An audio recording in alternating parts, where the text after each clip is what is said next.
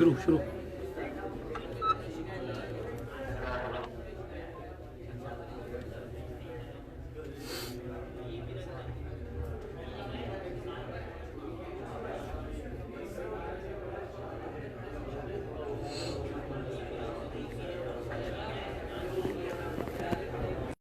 صدق اللہ.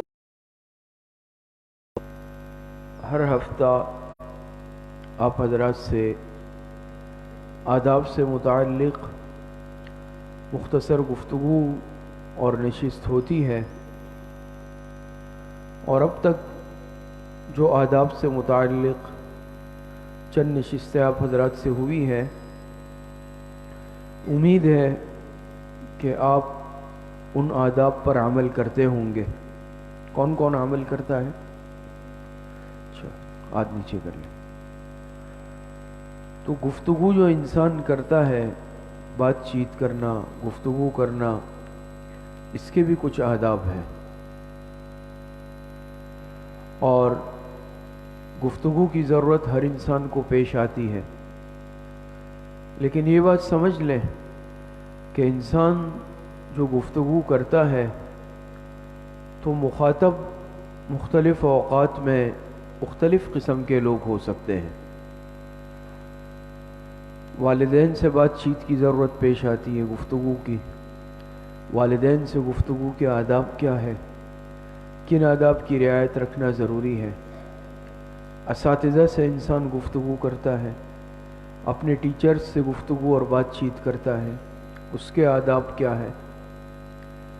بڑوں سے انسان بات چیت کرتا ہے، اسی طریقے سے جو ہم عمر ساتھی دوست ہوتے ہیں ان سے بات چیت گفتگو کرتا ہے، اپنے سے چھوٹوں سے بات چیت کرتا ہے. تو ہر ایک سے یاد رکھے کہ گفتگو کے کچھ آداب ہوا کرتے ہیں. دیکھ لے اوپر کہ گفتگو انسان جب کرتا ہے کن آداب کی رعایت رکھنا ضروری ہے. اور دین اسلام نے، شریعت نے ہمیں گفتگو کے آداب سکھائے ہیں. قرآن کریم میں اللہ پاک ارشاد فرماتے ہیں، یا ایھا الذین آمنوا لا تقدموا بین یدی اللہ ورسولہ واتقوا اللہ ان اللہ سمیع علیم. یا ایھا الذین آمنوا لا ترفعوا اصواتکم فوق صوت النبی ولا تجہروا له بالقول. ہے نا قرآن کریم میں. پیغمبر سے، جناب نبی کریم صلی اللہ علیہ وسلم سے گفتگو کا انداز کیا ہو، اللہ پاک نے قرآن کریم میں وہ بھی بتایا. صحابہ اکرام حضور علیہ الصلوۃ والسلام سے گفتگو فرماتے تھے، کس ادب کے ساتھ، کس ترتیب کے ساتھ. اسی طریقے سے قرآن کریم میں اللہ رب العزت ارشاد فرماتے، ان انکر الاصوات لصوت الحمیر. تو بہرحال قرآن اور حدیث میں گفتگو کے، تکلم کے مختلف آداب آئے ہیں. اب ہمیں والدین سے بات چیت کرنی ہے، ان کو جواب دینا ہے، تو اس میں کن آداب کی رعایت رکھنی ضروری ہے. آپ والدین سے گفتگو کرتے ہیں نا، آپ کو بلاتے ہیں تو ہم کس طرح جواب دیتے ہیں. والدین سے، ماں باپ سے اونچی آواز میں بات کرنا یہ ادب کے خلاف ہے. ماں باپ نے بلایا، بھئی ادھر آ جاؤ، کبھی کیا بات ہے، کیا کام ہے اس وقت، اس طرح بات کریں گے جی. یا اسی طریقے سے اگر گفتگو بات چیت ہو رہی ہے، وہ کوئی بات پوچھ رہے اور ہم اونچی آواز میں جواب دے رہے ہیں، چیخ کر جواب دے رہے ہیں، یہ بالکل صراحتاً ادب کے خلاف ہے. یہ ادب آداب کے خلاف ہے.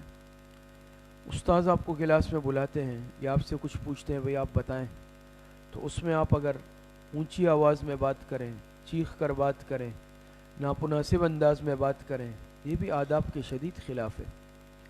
والدین سے بات کرنی ہے، استاد سے بات کرنی ہے، آنکھوں میں آنکھیں ملا کر، سامنے چہرے کو دیکھ کر بات چیت نہیں کرنی، نظروں کو جھکا کر جواب دینا ہے.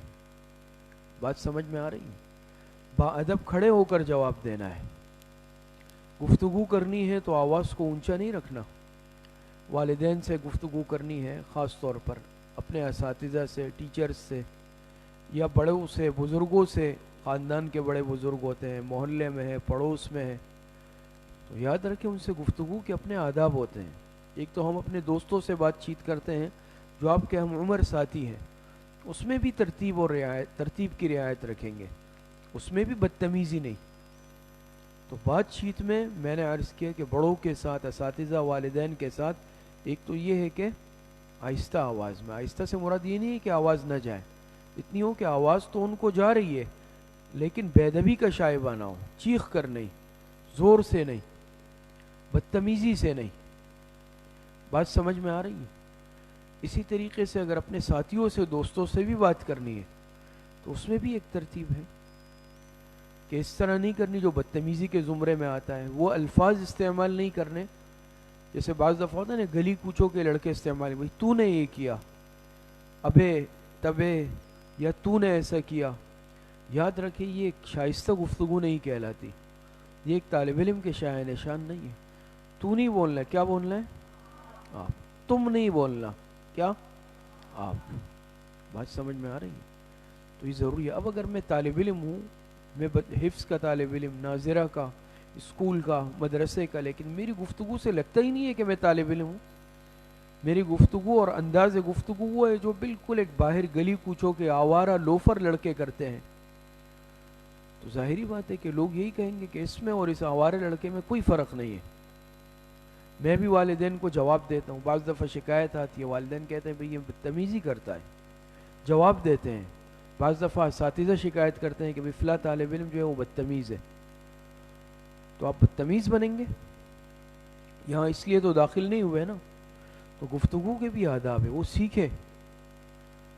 بات سمجھ میں آ رہی ہے؟ کوئی ایسا لفظ گفتگو میں استعمال نہ کرے جو بازاری لفظ ہو، سوقیانہ لفظ ہو، کہ جو مدرسے کے ماحول کے، اسکول کے ماحول کے، مسجد مدرسے کے ماحول کے خلاف ہو۔ تو بات کرنی ہے خاص طور پر والدین سے، اساتذہ سے، بڑوں سے، تو آہستہ آواز میں چیخ کرنا ہو، نامناسب انداز نہ ہو، ناشائستہ انداز نہ ہو، الفاظ خراب غلط نہ ہو۔ اسی طریقے سے نظریں جھکا کر بات چیت کرنی ہے۔ بعض دفعہ یہ نہیں کہ بھئی ہم بھی سامنے اس طرح دیکھ رہے، یہ بھی آداب کے خلاف ہے۔ بات سمجھ میں آ رہی ہے؟ استاذ کلاس میں کچھ پوچھتے ہیں، زید بن نور محمد آپ کھڑے ہو جاؤ، آپ کھڑے ہو جاؤ، کھڑے ہو کے بیان سنیں۔ ادب آداب کی بہت کمی ہے، کیونکہ تربیت اصل میں شاید ہوئی نہیں ہے، مسئلہ یہ ہے پیچھے سے۔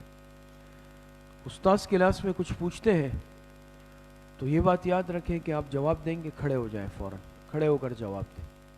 بعض دفعہ استاذ کچھ پوچھ رہے ہیں اور اپنی جگہ پر بیٹھے بیٹھے ہی جو ہے کیا ہے ماشاءاللہ گفتگو فرما رہے ہیں، یہ بھی آداب کے سخت خلاف ہے۔ بات سمجھ میں آ رہی ہے؟ تو استاذ کچھ پوچھ رہے ہیں، اپنی جگہ پہ کھڑے ہو جائیں۔ ہاں اگر استاذ خود کہے کہ بھئی آپ بیٹھ جائیں وہ الگ بات ہے، لیکن یہ آداب میں سے ہے۔ اسی طریقے سے استاذ آ رہے ہیں، استاذ خود کھڑے ہوئے ہیں، وہ آپ کے قریب آئے، آپ سے کوئی بات کر رہے ہیں، امتحان میں ہوتا ہے، امتحان ہال میں یا کلاس میں آئے، لیکن استاذ کھڑے ہوئے آپ سے پوچھ رہے ہیں اور آپ بیٹھ کے اس طرح دیکھ کے جواب دے رہے ہیں نیچے سے، یہ بھی آداب کے شدید خلاف ہے۔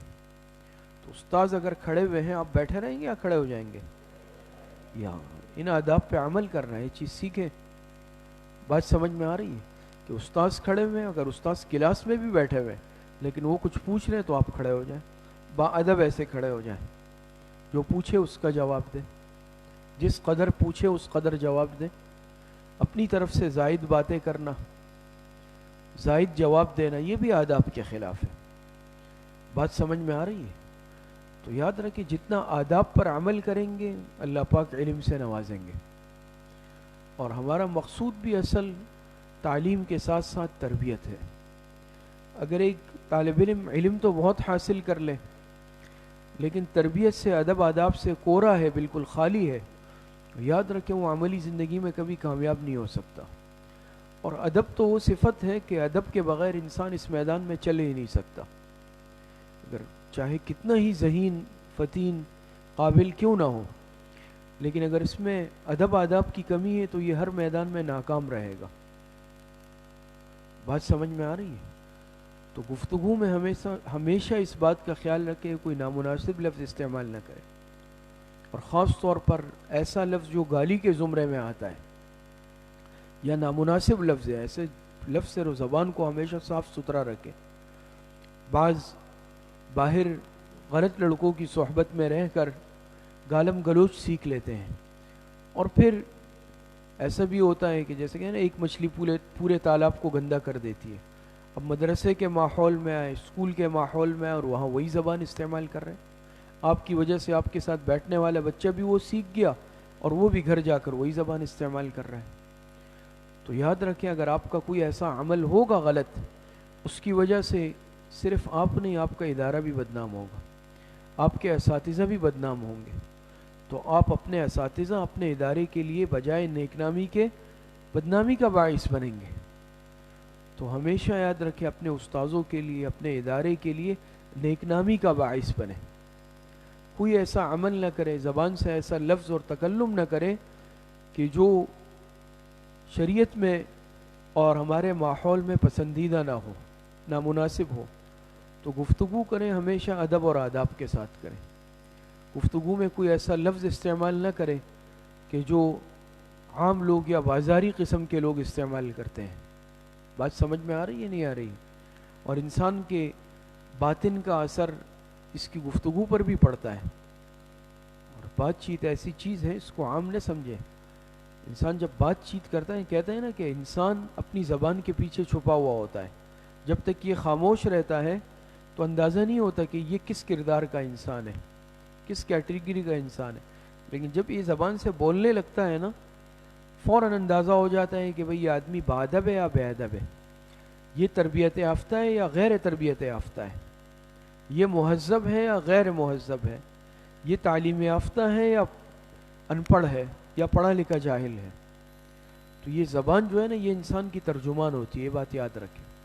حدیث مبارکہ میں بھی آتا ہے، آپ علیہ الصلوۃ والسلام نے ایک صحابی کو قیمتی نصیحتیں فرمائی چند، اس میں سے ایک نصیحت آپ علیہ السلام نے فرمائی، املک علیک لسانک، املک علیک لسانک۔ اس کا ترجمہ آپ علیہ السلام نے فرمایا تمہاری زبان تمہارے قابو میں رہے۔ یا کوئی بات چیت کر رہا ہے مستقل، چاہیے کہ تمہاری زبان تمہارے قابو میں رہے، آپ علیہ السلام نے فرمایا۔ کتنی قیمتی نصیحت ہے، یعنی زبان تمہارے کنٹرول میں ہو۔ آج ہماری زبان ہمارے کنٹرول میں نہیں ہے، بس جو آتا ہے بول دیتے ہیں، پھر اس کے نتائج ہم بعد میں بھگتتے ہیں۔ بولتے پہلے ہیں، سوچتے بعد میں۔ کہتے ہیں نا، پہلے تولو پھر بولو۔ تو پہلے انسان سوچے کہ میں جو اب بات کر رہا ہوں، اس کے نتائج کیا نکلیں گے، اس کا انجام کیا ہوگا۔ تو زبان کو کنٹرول کرنا ہے بہت ضروری ہے، اور اسی زبان کی وجہ سے انسان دنیا کی آفتوں میں بھی مبتلا ہوتا ہے اور آخرت میں بھی مبتلا ہوگا، عذاب میں۔ تو جو انسان کے حدیث مبارکہ میں آتا ہے نا، آپ علیہ السلام نے فرمایا من صمت نجا، ہے نا زاد الطالبین میں، من صمت نجا، جو خاموش رہا اس نے نجات پائی۔ تو زبان کو ہمیشہ یاد رکھے، قابو اور کنٹرول میں رکھے، اور ایک لفظ بھی بیکار نہ۔ آج ہماری زبان کیسے قینچی کی طرح چلتی ہے، بس ہر وقت بولتے ہیں، کلاس میں بیٹھے ہوئے بول رہے ہیں، وقفہ ہو گیا اس میں بس بات چیت کر رہے ہیں۔ زیادہ سے زیادہ وقت اپنے سبق کو دیں، تکرار میں، مطالعے میں۔ جو حفظ قرآن ناظرہ والے بچے ہیں وہ اپنے قرآن کریم پر محنت کریں۔ بات چیت میں وقت ضائع کرنا یا بیکار کے کاموں میں، یاد رکھیں کہ یہ پھر بعد میں پچھتانے والی بات ہوتی ہے۔ حدیث مبارکہ میں آتا ہے، آپ علیہ السلام نے فرمایا من حسن اسلام المرء ترکہ ما لا یعنی، کہ انسان کے ایمان کی خوبصورتی میں یہ بات ہے کہ وہ لایعنی کاموں کو بھی چھوڑتا ہے۔ تو آج ہم کتنی لایعنی باتیں بھی کرتے ہیں، گھنٹوں گزرتے ہیں اور بیکار میں باتیں کرتے ہیں فضول، کہ وہ باتیں نہ دنیاوی فائدے کی ہوتی ہے نہ آخرت کے فائدے کی ہوتی ہے۔ تو ایک تو بات چیت بھی کنٹرول میں، مناسب، معتدل، اور دوسرا اگر بات کرنی ہے انسان تو وہ کرے کہ جو فائدے یا ضرورت کی ہو، اور تیسرا یہ ہے کہ گفتگو میں ادب آداب کی رعایت ضروری ہے۔ بدتمیزی کے ساتھ گفتگو، تیزی کے ساتھ، نامناسب الفاظ کے ساتھ، اس سے بالکلیہ پرہیز کرنا ہے۔ کوئی ایسا لفظ منہ سے نہیں نکالنا کہ خدا نخواستہ عام آدمی بھی سنے تو وہ کانوں کو ہاتھ لگا لے کہ یہ طالب علم ہے، اس نے اس طرح کا لفظ بولا۔